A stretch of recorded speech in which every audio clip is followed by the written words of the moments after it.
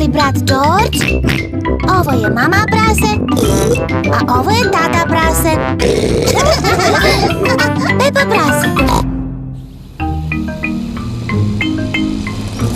Žabe, crvi i leptiri.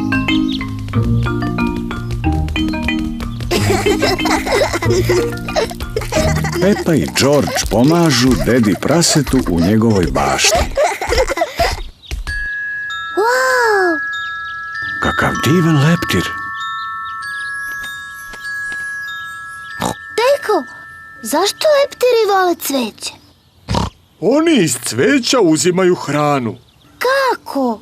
Imaju veoma dugačke jezike. Pogledaj moj! O, da! Leptir ima duži jezik, čak i od tebe.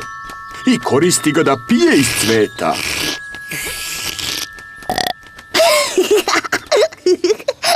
Wow! Pepa, leptir misli da si ti cvet.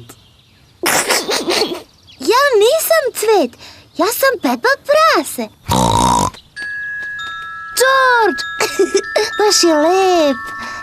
Hoću ja da budem leptir. Pepa se pretvara da je leptir. Ja sam mali leptir. George također želi da se igra. George, ja sam leptir. Ti moraš da budeš nešto drugo. Znam, možeš da budeš crv. Gledaj, ja sam leptir. O Bože, George ne želi da bude crv, želi da bude leptir. George, kad sam ja bio prasence, voleo sam da se pretvaram da sam crv. Veoma je lako biti crv. Pokazat ću ti. Za početak moraš da legneš na zemlju. Onda se meškoljiš. Ja sam vrckavi crv.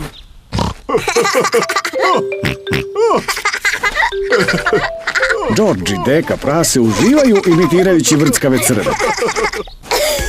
Ja sam mali leptir. Ja sam mali leptir.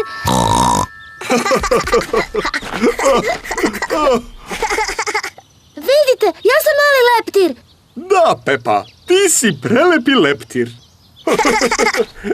Deko, George, šta to radite? A mi smo vrckavi crvi. Hoću ja da budem vrckavi crv. Ja sam vrckavi crv. Oh. Ja sam vrckavi crv. Ja sam vrckavi crv. Ja sam vrckavi crv. Kako ste? Volim vas. Ja sam vrckavi crv. To je bilo zabavno. Koja životinja sada hoćete da budete? Ne znam. Vidi, Deko, to je mala žaba. Zašto se ne bismo igrali žabe? Žabe nisu toliko lepe kao leptiri i nisu vrckave kao crvi. Ali žabe imaju igru koju ti voliš. Da li se žabe igraju sa lutkama? Luckasta Pepa, koja je tvoja omiljena igra? Skakanje po blatnjavim baricama. Da, žabe vole da skaču po blatnjavim baricama. Da, George, hajde da budemo žabe. Ja sam mala žaba. Ja sam mala žaba.